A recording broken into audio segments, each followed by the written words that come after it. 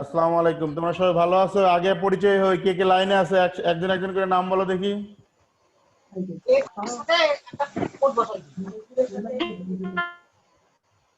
আচ্ছা, আমি আমার পরিচয় দিই। যারা নতুন আছো, পুরাতন যারা তারা তো চিনোই, আবার নতুন যারা তারা ডক্টর। আমার নাম হচ্ছে ডক্টর আহমদ আলী ফয়সাল রেজা, সহকারী অধ্যাপক, রাষ্ট্রবিজ্ঞান বিভাগ, সরকারি বেগম রোকেয়া কলেজ, রংপুর। আমি তোমাদের পৌরনীতি পড়াবো আর সকল সেকশনের আইসিটি পড়াবো, ঠিক আছে?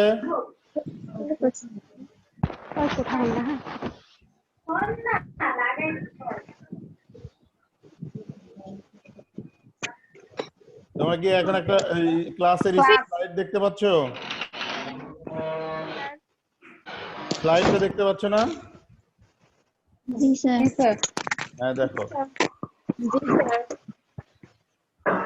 আগে পড়াবো, তারপরে তোমাদের প্রশ্ন করার সুযোগ দিব, তোমরা প্রশ্ন করতে পারবা। হ্যাঁ, জি স্যার। এখন তোমরা সবাই চুপ থাকবে। অনলাইন ক্লাসে সবাইকে স্বাগতম।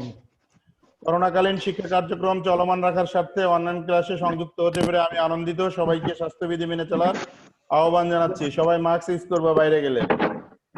আজকে আমরা পৌরনীতি ও সুশাসন বিষয়ের 5 নম্বর লেকচার। আজকের লেকচারের শিরোনাম হচ্ছে গণতন্ত্র বা বাংলাদেশে ডেমোক্রেসি, বাংলায় গণতন্ত্র। ক্লাস করতেছি কলেজের। ভিডিওগুলো অন করে দিবা, ভিডিওগুলো।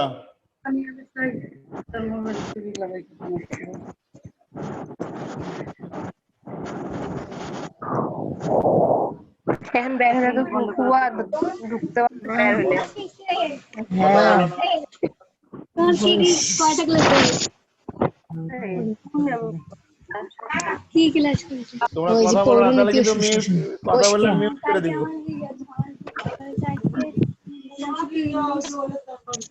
হ্যাঁ, তোমাদের আমার মিউট, 11টার সময়। তোমরা কথা বলতে থাকো, তাহলে মিউট করা লাগবে। মিউট। এত কথা বলতে কথা বলো না, শোনা যাচ্ছে তো কথা তোমাদের। এরকম করে তোমার ক্লাস করেছে।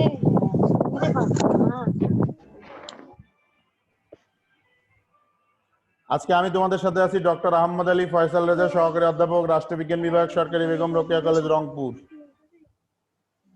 আজকে আমরা একাদশ শ্রেণীর পৌরনীতি ও সুশাসন প্রথম পত্র অধ্যায় 7ম আলোচ্য বিষয় গণতন্ত্র এই নিয়ে কথা বলবো। আজকের ক্লাস শেষে তোমরা যা শিখতে পারবে, দেখো আজকের এই এত কথা বলো কেন? তুমি কথা বললে তো শিখতে পারো। একসাথে ক্লাস হচ্ছে সেখানে মানে ছবি দেখা যাচ্ছে, আরো কাজলীলতা ছবিও আছে। কাজলীলতা হইছে। আজকের ক্লাস শেষে তোমরা যেটা শিখতে পারবে সেটা হচ্ছে গণতন্ত্র বলতে কি বোঝায় তা বলতে পারবা, গণতন্ত্রের প্রকারভেদ ব্যাখ্যা করতে পারবা, গণতান্ত্রিক শাসন ব্যবস্থার বৈশিষ্ট্য বর্ণনা করতে পারবা, গণতন্ত্রের দোষ ও গুণ বর্ণনা করতে পারবা, গণতন্ত্র ও একনায়কতন্ত্রের পার্থক্য তোমরা আলোচনা করতে পারবা, এবং গণতন্ত্রের সাফল্যের শর্তাবলীগুলো তোমরা আলোচনা করতে পারবা।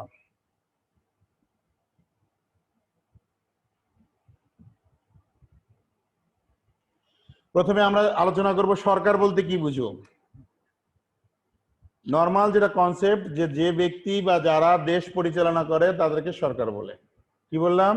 যে ব্যক্তি বা যে ব্যক্তিবর্গ দেশ পরিচালনা করে, অর্থাৎ দেশে নীতি নির্ধারণে যে সমস্ত ব্যক্তিবর্গ ভূমিকা পালন করে তাদেরকে সরকার বলা হয়। কোনো একটা দেশের দেশ পরিচালনার ক্ষেত্রে দুইটা জিনিস, একটা হলো সিদ্ধান্ত প্রণয়ন করা আর একটা হচ্ছে সিদ্ধান্ত বাস্তবায়ন করা। এই সিদ্ধান্ত প্রণয়ন করা যারা এবং সিদ্ধান্ত বাস্তবায়ন করা যারা, তারাই হচ্ছে সরকার।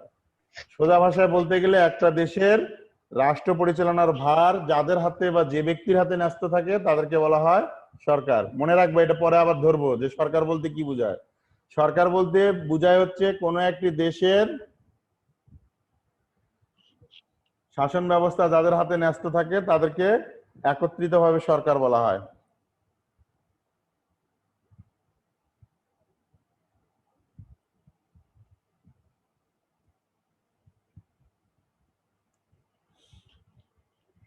গণতন্ত্র আজকের আলোচ্য বিষয়, ক্লাসের আলোচ্য বিষয় হচ্ছে গণতন্ত্র, কিন্তু গণতন্ত্রের আলোচনার আগে যে বিষয়টা, এত বিষয়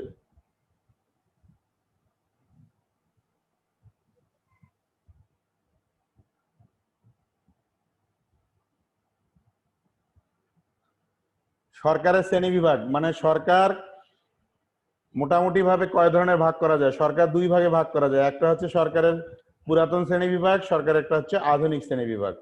তাহলে সরকার কয় রকম? সরকারের প্রকারভেদ বলতে কি বোঝা যায়? যে সরকার প্রধানত দুই রকম, একটা হচ্ছে সরকারের সাবেক শ্রেণী বিভাগ আর একটা হচ্ছে সরকারের আধুনিক শ্রেণী বিভাগ। এই সরকারের আধুনিক শ্রেণী বিভাগ হচ্ছে লিককের শ্রেণী বিভাগ। এই লিককের শ্রেণী বিভাগের একটা গুরুত্বপূর্ণ বিষয় হচ্ছে গণতন্ত্র, যেটা আজকে তোমাদের সাথে আমরা কথা বলবো।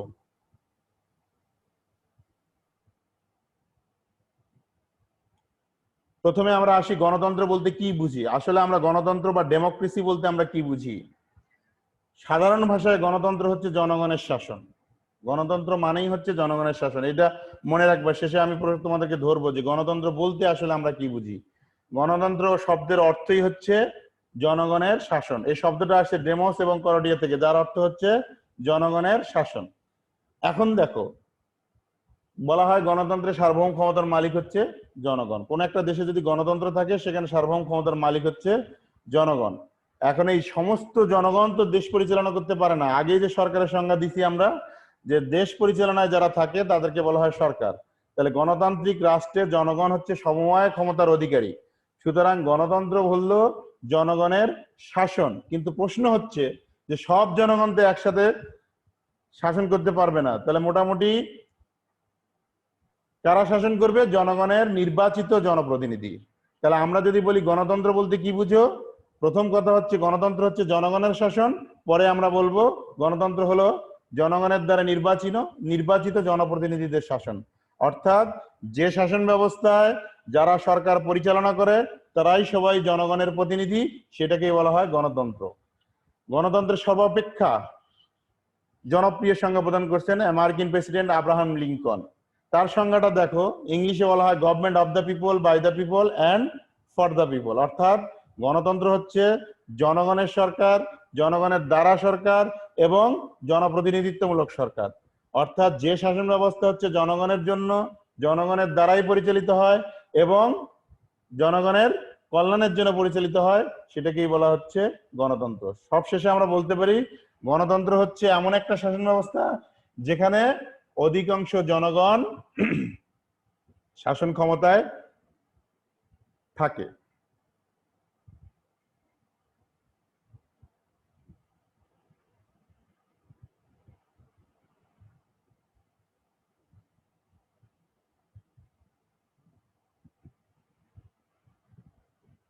এবার আসো ডেমোক্রেসি, ক্লাসিফিকেশন অফ ডেমোক্রেসি বা টাইপস অফ ডেমোক্রেসি। গণতন্ত্রের প্রকারভেদ কি? প্রধানত গণতন্ত্র দুই ভাগে ভাগ করা যায়, একটা হচ্ছে ডাইরেক্ট ডেমোক্রেসি আর একটা হচ্ছে ইনডাইরেক্ট ডেমোক্রেসি। মনে রাখবা, আর লেখার দরকার নাই, আমি এইটার ভিডিও আমার ফেসবুক পেজে দিয়ে দিব, তোমরা ওখান থেকে ডাউনলোড করে পারবা, তোমাদের ছবি সহ আসবে ওখানে, লেখার দরকার নেই। শুধু মনে রাখবা গণতন্ত্র হচ্ছে দুই প্রকার। কয় প্রকার? দুই প্রকার। একটা হচ্ছে ডাইরেক্ট ডেমোক্রেসি বা প্রত্যক্ষ গণতন্ত্র, আর একটা হচ্ছে পরোক্ষ গণতন্ত্র বা ইনডাইরেক্ট ডেমোক্রেসি। যে শাসন ব্যবস্থায় জনগণ সরাসরি সরকারকে ভোট দেয় সেটাকে বলা হয় ডাইরেক্ট। আর যে শাসন ব্যবস্থায় জনগণ একজন জনপ্রতিনিধিকে ভোট দেয়, সে আবার আরেকজনকে দেয়, সে আবার আরেকজনকে দেয়, অর্থাৎ পরোক্ষভাবে সরকার গঠিত হয়, সেটাকে বলা হয় ইনডাইরেক্ট। তোমাকে একটা উদাহরণ দিলে তোমাদের আরো ক্লিয়ার হয়ে যাবে।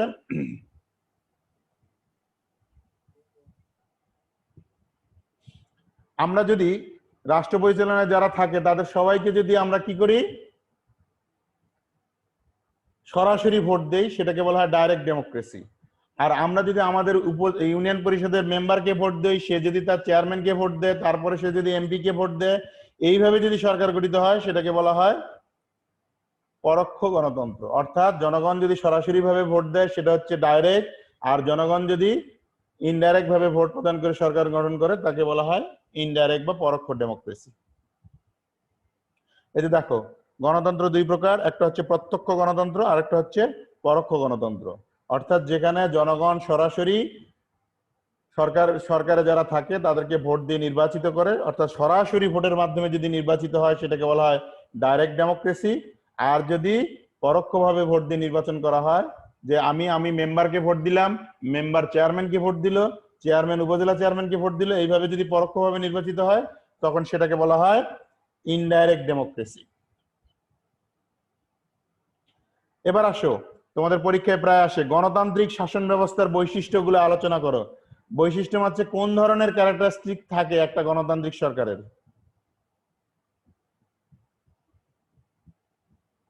অর্থাৎ গণতান্ত্রিক শাসন ব্যবস্থা আমরা কি দেখলে বুঝবো যে এখানে গণতন্ত্র আছে? এগুলোকে বলা হয় গণতান্ত্রিক শাসন ব্যবস্থার বৈশিষ্ট্য। দেখো প্রথমেই দেওয়া আছে সংখ্যাগরিষ্ঠের শাসন প্রতিষ্ঠিত। গণতান্ত্রিক শাসন ব্যবস্থায় আমি আগেই বলছি এটা হচ্ছে জনগণের শাসন, কিন্তু সমস্ত জনগণ তো আর দেশ পরিচালনা করতে পারে না। কি হয়, অধিকাংশ জনগণ যারা ভোটে জনপ্রতিনিধি নির্বাচিত করে তারাই ক্ষমতায় যায়, অর্থাৎ যে দল সংখ্যাগরিষ্ঠ জনগণের সমর্থন পায় সেই দল সরকার দেশ পরিচালনা করে। আমাদের দেশে বর্তমানে আওয়ামী লীগ সরকার আছে, তারা সংখ্যাগরিষ্ঠ আসনে ভোটে নির্বাচিত হয়েছে, অর্থাৎ যে দল সংখ্যাগরিষ্ঠ আসনে ভোটে নির্বাচিত হবে সেই দল সরকার গঠন করবে। তার মানে গণতন্ত্র হচ্ছে সংখ্যাগরিষ্ঠ জনগণের শাসন।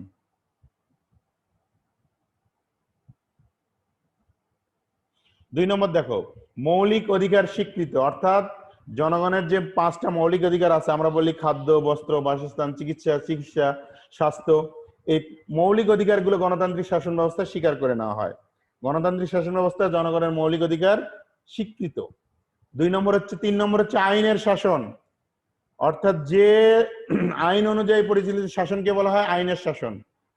আমি অপরাধ করলে যা বিচার হবে, একটা ভ্যানালার ছেলে অপরাধ করলে তাই বিচার হবে, অর্থাৎ আইন সবার জন্য সমান, সেটাকে বলা হয় আইনের শাসন। এটা একটু পরে তোমাদেরকে ধরবো যে আইনের শাসন বলতে কি বোঝা হয়।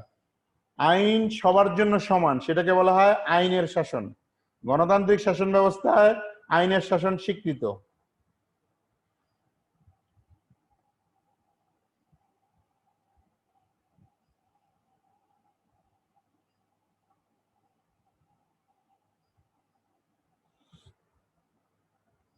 এবার আসে তার মানে বললাম যে গণতান্ত্রিক শাসন ব্যবস্থায় সবার জন্য আইন সমান। একজন রিক্সাওয়ালা অপরাধ করলে যা হবে, একজন ভ্যানওয়ালা অপরাধ করলেও তাই বিচার হবে, আমি ফয়সাল স্যার অপরাধ করলেও একই বিচার হবে। সুতরাং আইন সবার জন্য সমান, এটা গণতান্ত্রিক শাসন ব্যবস্থায় আইন সবার জন্য সমান।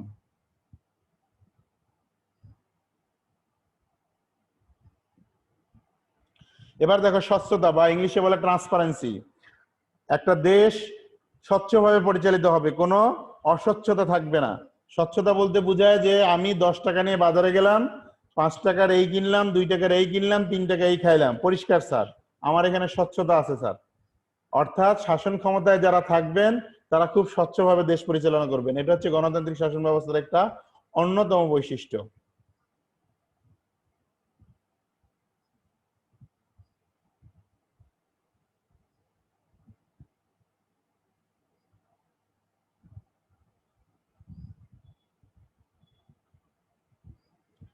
এবার আসে জবাবদিহিতা।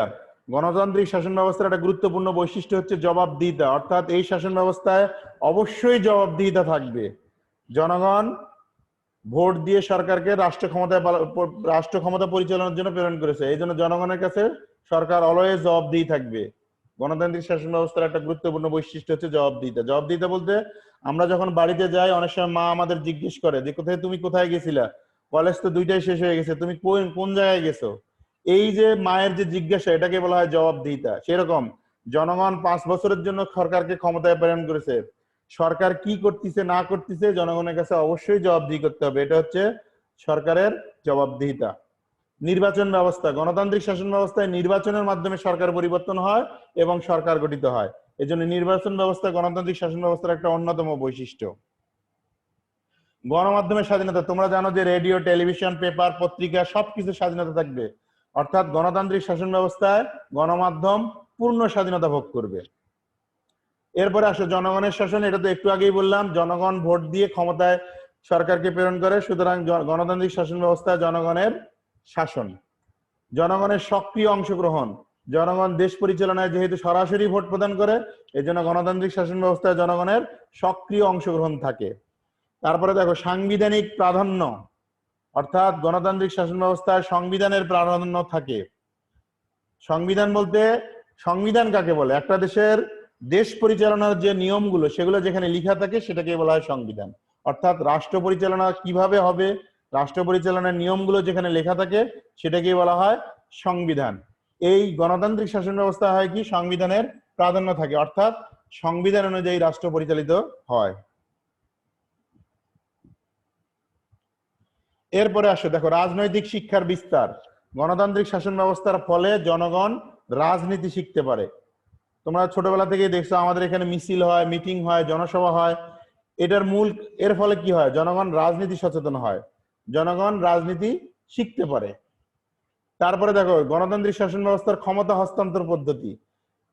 গণতান্ত্রিক শাসন ব্যবস্থায় সরকারের ক্ষমতা হস্তান্তর হয় হচ্ছে ভোটের মাধ্যমে। এই 5 বছর এই দল ক্ষমতায় থাকবে, জনগণ আবার যে দলকে ভোট প্রদান করবে সেই দল আবার ক্ষমতায় যাবে। অর্থাৎ গণতান্ত্রিক শাসন ব্যবস্থায় ভোটের মাধ্যমে ক্ষমতার পালাবদল ঘটে।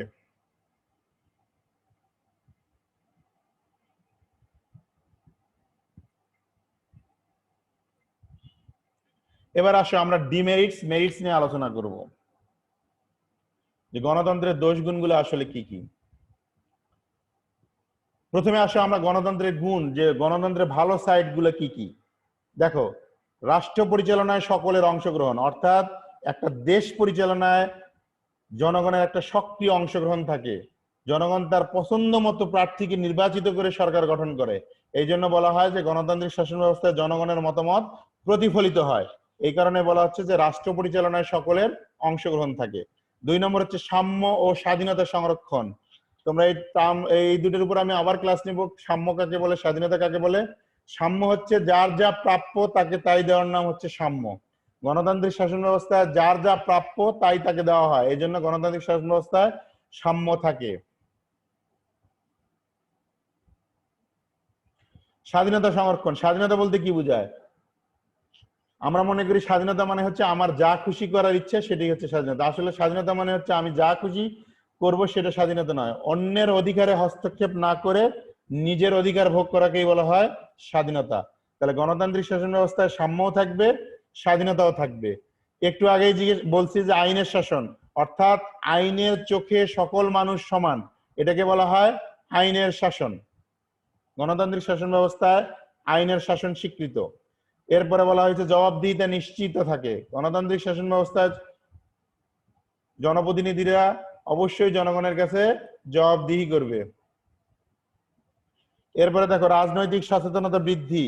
গণতন্ত্র থাকলে জনগণ রাজনৈতিক সচেতন হয়।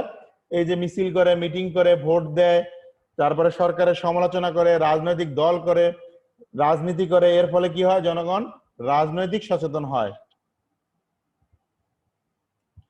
বিপ্লবের আশঙ্কা কমে যায়। তোমরা জানো যখন জনগণের অধিকার মানুষ কি করে?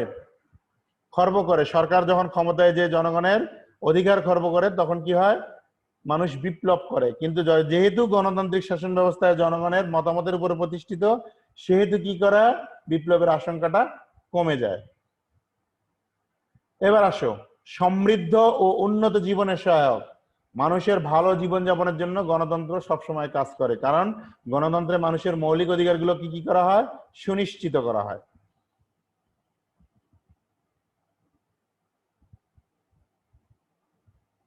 গণতন্ত্র দেশপ্রেম বৃদ্ধি করে। নাগরিক তার অধিকার সচেতন হয় গণতন্ত্রের মাধ্যমে। নাগরিক তার কর্তব্য সচেতন হয় গণতন্ত্রের মাধ্যমে। নাগরিক রাজনৈতিকভাবে সচেতন হয় গণতন্ত্রের মাধ্যমে। সুতরাং এই গণতন্ত্র কি করে? মানুষকে দেশপ্রেম বৃদ্ধি করে, দেশের প্রতি ভালোবাসা বাড়িয়ে দেয়। এই জন্য এটা হচ্ছে গণতন্ত্রের অন্যতম একটা গুণ।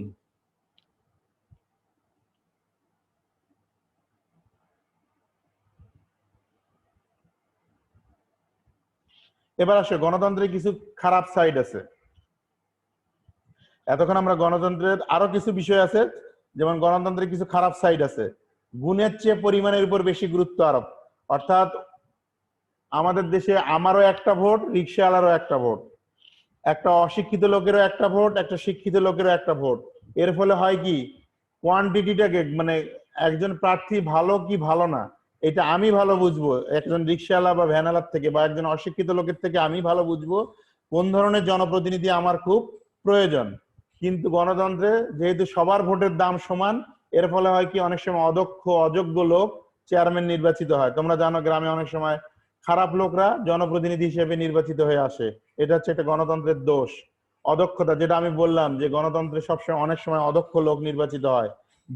এরা আবার গণতান্ত্রিক সরকার ব্যবস্থায় যারা আবার নির্বাচিত হয় তারা আবার অনেক সময় দুর্নীতিতে জড়িয়ে পড়ে। এরপরে আছে বহু রাজনৈতিক দল। গণতন্ত্র থাকলে সে দেশে অনেক রাজনৈতিক দল থাকে, এই অনেক রাজনৈতিক দল অনেক সময় গণতন্ত্রের জন্য হুমকি হয়ে দাঁড়ায়। অত্যন্ত ব্যয়বহুল। তোমরা জানো গণতান্ত্রিক শাসন ব্যবস্থায় নির্বাচন একটা ব্যয়বহুল বিষয়। এই নির্বাচন এত বেশি নির্বাচন হয়, উপজেলা পরিষদ নির্বাচন, জেলা পরিষদ নির্বাচন, ইউনিয়ন পরিষদ নির্বাচন, এই যে এমপি নির্বাচন, এই অনেক নির্বাচনের ফলে গণতন্ত্র অত্যন্ত ব্যয়বহুল একটা শাসন ব্যবস্থা। আবার 5 বছর পর পর নির্বাচন হয়, এটা একটা অত্যন্ত ব্যয়বহুল কাজ। এরপরে দেখো জরুরি অবস্থার অনুপযোগী, অর্থাৎ গণতন্ত্র জরুরি অবস্থার মোকাবেলা করতে পারে না। হঠাৎ করে দেশে বন্যা হলো, হঠাৎ করে দেশে জলোচ্ছ্বাস হলো, হঠাৎ করে অন্য কিছু সমস্যা হলো, মহামারী দেখা দিল, দ্রুত রেসপন্ড করতে পারে না গণতন্ত্র। কারণ এখানে সংসদ বসবে, এমপিরা আসবে, তারপরে ডিসিশন নিবে, তারপরে দেশ পরিচালনার সিদ্ধান্ত দিবে। কিন্তু অন্য ক্ষেত্রে, অন্য সরকার ব্যবস্থায় এই বিষয়টা আরো দ্রুত নেওয়া যায় এবং সময় নিয়ে যায়।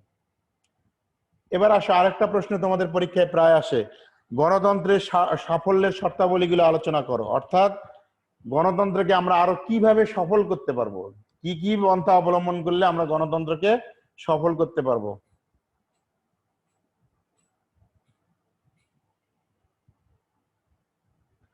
গণতন্ত্রকে সফল করার জন্য প্রথম শর্ত হচ্ছে গণতান্ত্রিক জনগণ। আমাদের মন মানসিকতায় আগে গণতন্ত্র ঢুকা লাগবে। আমরা অনেক সময় মারামারি, দৌড়াদৌড়ি, অনেক কিছু করি। একটা সামান্য বাসে উঠবো, এখানে আমরা লাইন দেই না, যে সামনে আছে সে আগে যাবে, যে পরে আছে সে পরে যাবে। অর্থাৎ আমাদের মূল্যবোধটাই গণতান্ত্রিক না। কলেজে ঢুকতেছি, লাইনে দাঁড়াই না, ক্লাসে ঢুকতেছি, লাইনে দাঁড়াই না, বায়োমেট্রিক্সে হাজিরা দিচ্ছি, লাইনে, কে কার আগে যেতে পারে। অর্থাৎ গণতান্ত্রিক আমার মূল্যবোধটাই নেই। গণতান্ত্রিক মূল্যবোধ না থাকলে গণতন্ত্রকে সফল করা যায় না। আমাদের আব্বা আম্মা জিজ্ঞেস করে না কখনো যে আজকে আমরা কি খাবো। বাজারে যাওয়ার আগে যদি তোমার আব্বা জিজ্ঞেস করতো যে আজকে তুমি মাছ খাবা না ডিম খাবা না মুরগি খাবা, তখন তুমি যদি বলতে হ্যাঁ বাবা আজকে আমরা ডিম খাবো, সেটা হচ্ছে গণতন্ত্র। কিন্তু আমাদের দেশে ওইভাবে গণতান্ত্রিক মূল্যবোধ গড়ে ওঠে নাই। গণতন্ত্রকে সফল করতে গেলে গণতান্ত্রিক মূল্যবোধ অবশ্যই প্রয়োজন। তারপরে দেখো সৎ, সুদক্ষ, কর্তব্যপরায়ণ আমলাতন্ত্র। তোমরা জানো ফাইনালের একটা সংজ্ঞা আছে, তোমরা নিশ্চিত পড়ছো যে সরকারের দক্ষ কর্মচারীদেরকে কি বলা হয়? সরকারের স্থায়ী বেতনভুক্ত দক্ষ কর্মচারীদেরকে আমলা বলা হয়। গণতন্ত্রকে সফল করার ক্ষেত্রে আমলাদের ভূমিকা অত্যন্ত বেশি। কোন দেশে যদি সৎ, সুদক্ষ ও কর্তব্যপরায়ণ আমলা থাকে তাহলে সেখানে অবশ্যই গণতন্ত্র সফল হবে। এরপরে দেখো সহিষ্ণুতা। সবচেয়ে বড় কষ্ট হচ্ছে আমরা পরমত সহিষ্ণু না। এই অমুক একটা কথা বলছে, সাথে সাথে ওর বিরুদ্ধাচরণ করি। অমুক একটা কথা বলছে। গণতান্ত্রিক শাসন ব্যবস্থায় অবশ্যই পরমত সহিষ্ণুতা থাকা লাগবে। যদি আমাদের মধ্যে অন্যের মতামতকে আমরা সম্মান না দেখাই তাহলে সেখানে গণতন্ত্র চলবে না। আমি বললাম আমরা আজকে পিকনিকে যাব, কেউ বললো আমরা রামসাগর যাব, কেউ বললো ভিন্ন জগৎ যাব। এখন যারা রামসাগর যারা তারা বললো যে না, ভিন্ন জগৎ যাওয়াই যাবে না। এই যে আরেকজনের মতামতকে শ্রদ্ধা না করা, গণতন্ত্র চলেই হচ্ছে আরেকজনের মতামতকে শ্রদ্ধা করা, এটাকে বলা হয় পরমত সহিষ্ণুতা। তারপরে দেখো গণতান্ত্রিক শিক্ষার প্রসার, অর্থাৎ মানুষের ভিতরে গণতান্ত্রিক মূল্যবোধ সৃষ্টির জন্য আমাদেরকে গণতান্ত্রিক শিক্ষার প্রসার করা লাগবে। গণতন্ত্রের শিক্ষা ব্যবস্থাকে আরো ওয়াইডলি প্রশস্ত করা লাগবে, যাতে করে আমরা গণতন্ত্রের সুফলটা আমরা পেতে পারি। এরপরে দেখো রাজনৈতিক ও সামাজিক অধিকার। গণতন্ত্রকে সফল করতে গেলে একটা মানুষের যে অধিকারগুলো আছে, নাগরিক হিসেবে রাষ্ট্রের কাছে আমার যে রাজনৈতিক ও সামাজিক অধিকারগুলো আছে, এগুলোকে আমাকে ভোগ করার সুযোগ প্রদান করতে হবে। ক্ষমতার বিকেন্দ্রীকরণ। ক্ষমতা এক জায়গায় না রেখে বিভিন্ন জায়গায় ভাগ করে দেওয়াটাকেই বলা হয় ক্ষমতার বিকেন্দ্রীকরণ। আমাদের দেশে সমুদয় ক্ষমতার মালিক বর্তমানে এখন সমুদয় ক্ষমতা একটা কেন্দ্রে আছে, সেটা হচ্ছে ঢাকা। রংপুর যদি একটা প্রদেশ হতো, দিনাজপুর যদি একটা প্রদেশ হতো, দিনাজপুরে একটা সরকার থাকতো, রংপুরে একটা সরকার থাকতো, কুড়িগ্রামে একটা সরকার থাকতো, তাহলে গণতন্ত্র সফল হতো। কিন্তু আমাদের দেশে হচ্ছে এক কেন্দ্রিক সরকার ব্যবস্থা, অর্থাৎ সমস্ত ক্ষমতা একটি মাত্র কেন্দ্র থেকে পরিচালিত হয়। এই জন্য গণতন্ত্রকে সফল করতে গেলে আমাদের কি করা লাগবে? ক্ষমতার বিকেন্দ্রীকরণ করা লাগবে। সুযোগ্য ও বলিষ্ঠ নেতৃত্ব। নেতা যদি ভালো হয় তাহলে গণতান্ত্রিক শাসন ব্যবস্থা অবশ্যই ভালো হবে।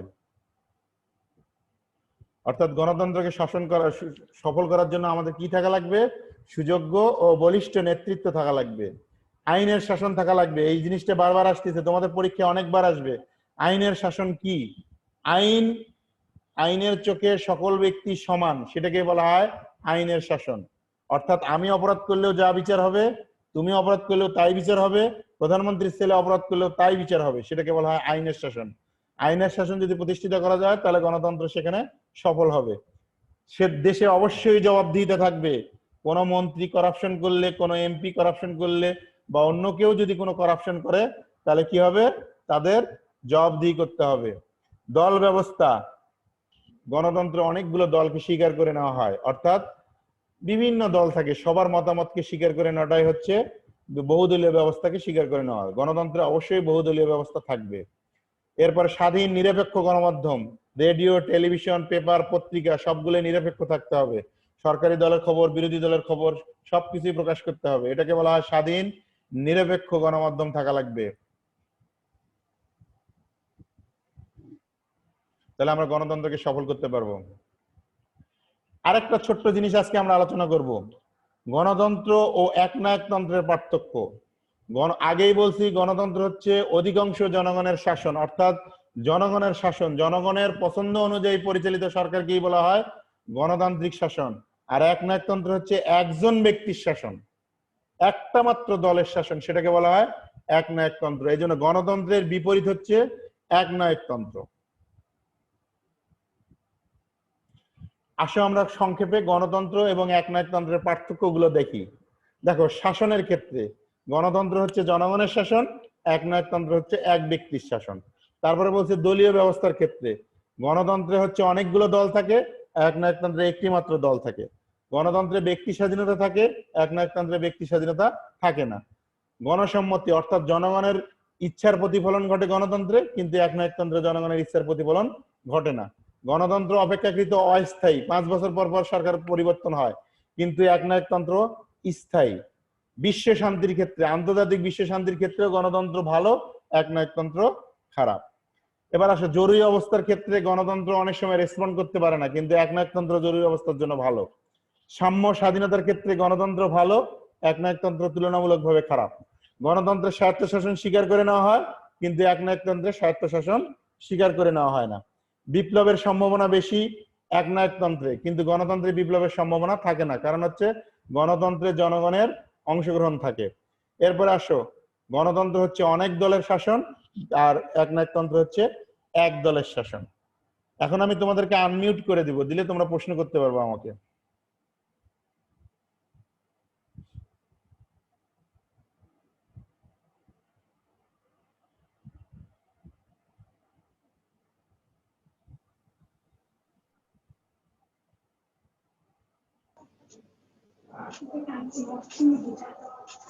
তোমরা আনমিউট করে নাও, নিয়ে আমাকে প্রশ্ন করতে পারবা, অথবা আমি প্রশ্ন করব, তোমরা জবাব দিবা।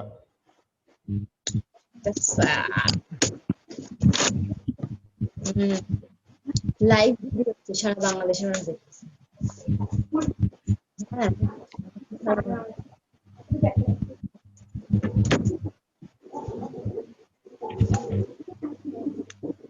আচ্ছা, তোমরা এখন বলো, কেউ কি বলতে পারবা সরকার বলতে কি বুঝো? আমি পারবো। বলো। শাসন ব্যবস্থা যার হাতে গৃহীত থাকে তাকে সরকার বলে। আমি বলি, আগে শুনো মনোযোগ দিয়ে, সবাই ভিডিও গুলো অন করো, তাহলে অনেককে দেখা যাবে। ল্যাপটপে যারা 20-30 জনকে দেখা যাবে, ল্যাপটপে যারা 20-30 জন।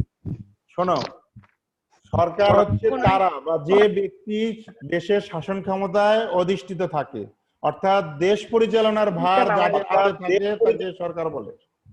সরকার কাকে বলে? দেশ পরিচালনার ভার যাদের হাতে থাকে তাকেই সরকার বলে। আনমিউট করে নাও, সবাই আনমিউট করে নাও, তাহলে কথা বলতে পারবা।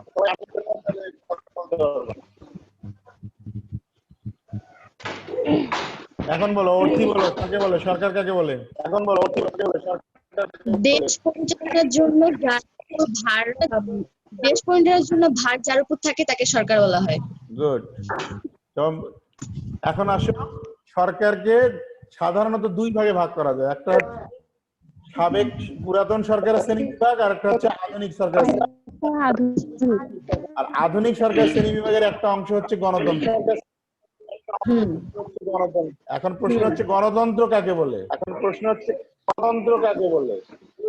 কে পারবা? জনগণের শাসনই হলো গণতন্ত্র। অর্থাৎ যে সরকার, চিন্তা করবা যে সরকার জনগণের সম্মতির ভিত্তিতে পরিচালিত হয় তাকে গণতান্ত্রিক সরকার বলে। যে সরকার জনগণের সম্মতির ভিত্তিতে পরিচালিত হয় তাকে গণতন্ত্র। মনে থাকবে? তাকে গণতান্ত্রিক সরকার বলে। হ্যাঁ, আব্রাহাম লিঙ্কনের সংখ্যা হচ্ছে democracy is a government by the people, for the people, of the people. অর্থাৎ এখন গণতন্ত্র হচ্ছে সকল জনগণের ক্ষমতাকে স্বীকার করে নেওয়া হয়। জনগণ ভোটের মাধ্যমে তার জনপ্রতিনিধি নির্বাচিত করে এবং তারাই রাষ্ট্র পরিচালনা করে। মনে থাকবে? তারপরে বলছি যে গণতন্ত্র কয় প্রকার? প্রধানত দুই প্রকার, ডাইরেক্ট আর ইনডাইরেক্ট। বাংলায় বলে প্রত্যক্ষ, আর একটা হচ্ছে পরোক্ষ। জনগণ যদি সরাসরি ভোটের মাধ্যমে ক্ষমতা, সেটা হচ্ছে ডিরেক্ট। যেমন আমি ডাইরেক্ট এমপিদেরকে ভোট দিচ্ছি, সেখান থেকে এমপি প্রধানমন্ত্রীকে ভোট দিচ্ছে, এটা হচ্ছে ডাইরেক্ট। প্রাইম মিনিস্টার কিন্তু নিজেই নৌকা মার্কায় ভোটে দাঁড়িয়েছিল। আর আরেকটা পদ্ধতি হচ্ছে আমি ইউনিয়ন পরিষদের চেয়ারম্যানকে, মেম্বারকে ভোট দিব, মেম্বার আবার চেয়ারম্যানকে ভোট দিবে, এইভাবে পরোক্ষ। সেটাকে বলা হয় মনে থাকবে?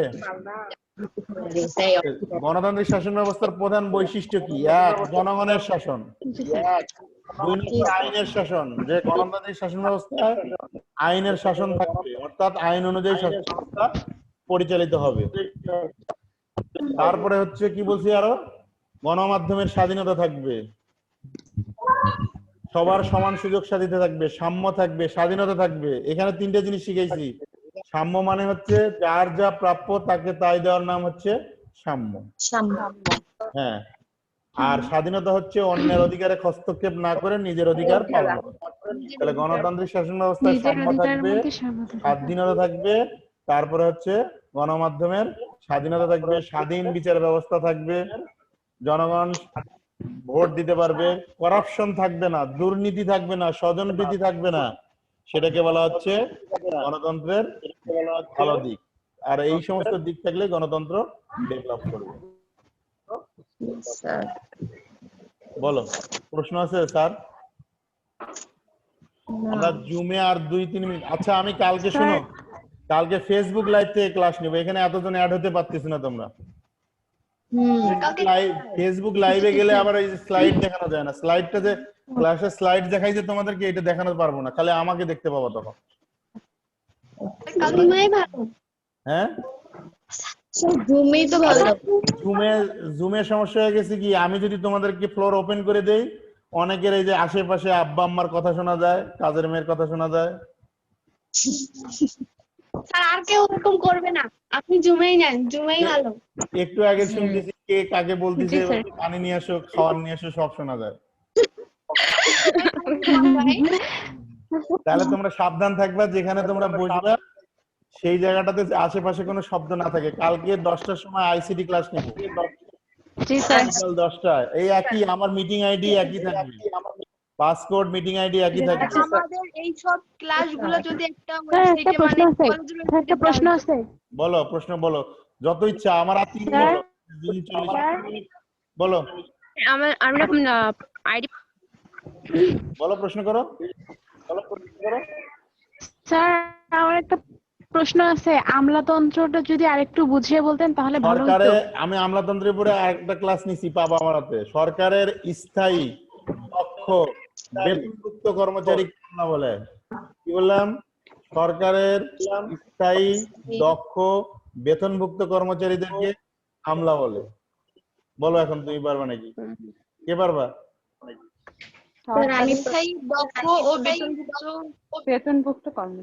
আমি কি? আমি আমলা। সরকারের দক্ষ স্থায়ী বেতনভুক্ত কর্মচারী, আমি হচ্ছে আমলা। আর তোমরা যেটা একদিনের জন্য ধান কাটার জন্য নেও সেটাকে বলে কামলা। একদম সুন্দর। আমার সাথে কামলার পার্থক্য নাই, আমার সাথে কামলার শুধু একটা পার্থক্য আছে, আমি বেতন পাই 1 মাস শেষে, কামলারা দিন শেষে বেতন পাই। এইটুক পার্থক্য শুধু। আর আমি আমলা, আমার দ্বারা পরিচালিত শাসন ব্যবস্থাই হচ্ছে আমলাতন্ত্র। যেমন আমাদের ডিসি সাহেবরা আমলা, উপজেলা চেয়ারম্যান জনপ্রতিনিধি। এখানে আরেকটা বিষয় আছে, জনগণের ভোটে যারা নির্বাচিত তারা কিন্তু আমলা না।